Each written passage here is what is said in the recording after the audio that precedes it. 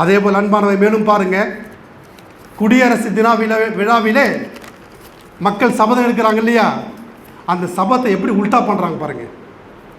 பாபரி மஸ்ஜித் இருக்குல்ல, பாபரி மஸ்ஜிதில் supreme court தந்த தீர்ப்பு என்ன தீர்ப்பு தந்தா தெரியுமா? ஒவ்வொரு தீர்ப்பும் அழகான தீர்ப்பு, முஸ்லிம்கள் எல்லாம் ரசித்தோம்.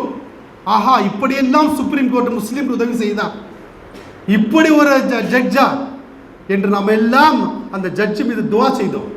என்ன சொல்ல தெரியுமா? அவன் முதல்ல பாருங்க, அவன் சொல்லக்கூடிய விஷயம், பாபர் பள்ளிவாசல் இருக்கின்றதே, அவன் சொல்ல வார்த்தை பாருங்க, பாபர் பள்ளிவாசல் இருக்கின்றது, சுப்ரீம் கோர்ட் தந்த வாக்குமூலம், பாபர் மஸ்ஜித் ஜஹீருத்தீன் பாபர் அல்லது அவருடைய தளபதி மீர் பாக்கி அவர்களால் கட்டப்பட்டது. சொல்றது யாருங்க? சுப்ரீம் கோர்ட்டுடைய தீர்ப்பு. பாபர் மசூதியை பாபர் தான் கட்டினார், அவருடைய தளபதி மீர் பாக்கி தான் கட்டினார் என்று சுப்ரீம் கோர்ட்டுடைய தீர்ப்பு. நல்ல தீர்ப்பு தானே, அழகான தீர்ப்பு தான் முஸ்லீம்கள் எல்லோரும் சந்தோஷப்பட்டாங்க. அடுத்த தீர்ப்பு தர்றோம் பாருங்க, பாபரி பள்ளிவாசல் இருக்கிறது, பாபர் பள்ளிவாசல் கட்டப்பட்டிருக்குல்ல, எந்த கோயிலும் இடித்து பாபர் பள்ளி கட்டப்படவில்லை. சொன்னது யாருங்க? சுப்ரீம் கோர்ட்டுடைய தீர்ப்பு. எவ்வளவு அழகான தீர்ப்பு, கேட்குற சந்தோஷமா இருக்குல்ல. அதே மூன்றாவது பாருங்க, பாபர் மஸ்ஜித் எப்போ கட்டினாங்க தெரியுமா? 1528ஆம் ஆண்டு, கிபி 1528ஆம் ஆண்டு தான் பாபர் மஸ்ஜித் கட்டப்பட்டது.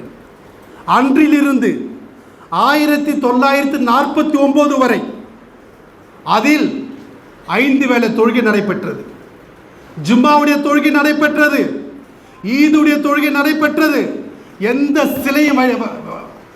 சிலை வைக்கப்படவில்லை, பள்ளிவாசலாக இருந்து அது தொழுகை நடத்தப்பட்டது என்று சொல்வது யாருங்க? Supreme court.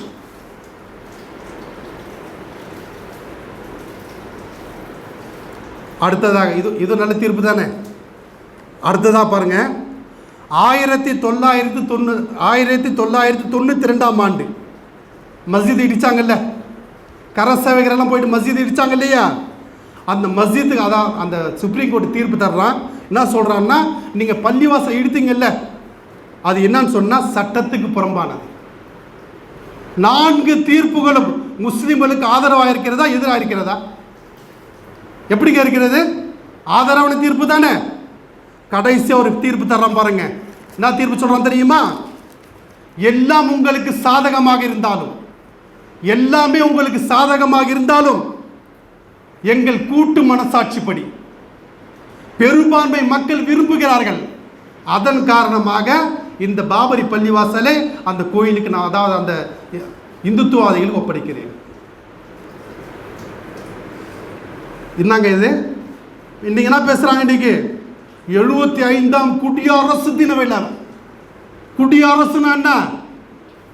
மக்களுக்காக மக்கள் சட்டம் இயற்றப்பட்ட நாள் இருக்கா இல்லையா? 4 சட்டங்கள் முஸ்லிம்க்கு ஆதரவாக தந்துவிட்டு கடைசியாக சொல்கிறார், மக்கள் எல்லாம் விரும்புகிறார்கள், எங்களுடைய ஐதீகம் அந்த இடத்தை இந்துக்கள் கொடுங்க. இப்ப தெரியுதா சகோதரர்களே, எவ்வளவு ஆரம்பத்தில் நமக்கு நம்முடைய ஆரம்பம் பேசிக் இருக்கிறது, எல்லாம் இஷ்டாங்க, பேஸ் மட்டும் எல்லாம் இஷ்டாங்க இருக்கிறது, ஆனா மேல் பில்டிங் தான் நம்ம வீக் எல்லாம். எனவே அன்பான இப்ப தெரிகிறதா, சுப்ரீம் கோர்ட் அவன் கையில் இருக்கிறது, ராணுவம் அவன் கையில் இருக்கிறது, போலீஸ் அவன் கையில் இருக்கிறது, எல்லாமே அவன் கையில் வச்சிருக்கான். நம்ம என்ன செய்யறோம்? உறக்கத்தில் இருக்கிறோம், ஆழ்ந்த தூக்கத்தில் இருக்கிறோம். நமக்குள்ளே சண்டை பிரச்சனை, சின்ன சின்ன விஷயத்திற்கெல்லாம் கத்தி தூக்குறோம், சின்ன சின்ன விஷயத்துக்கு அடிக்க போறான், ஆனா அவன்கிட்ட போன கூட பயப்படுறான். சகோதரர்கள், எப்படி ஒரு வீரம் தீரமாக வாழ்ந்த ஒரு சமூகம் இப்ப அடங்கி போலாமா?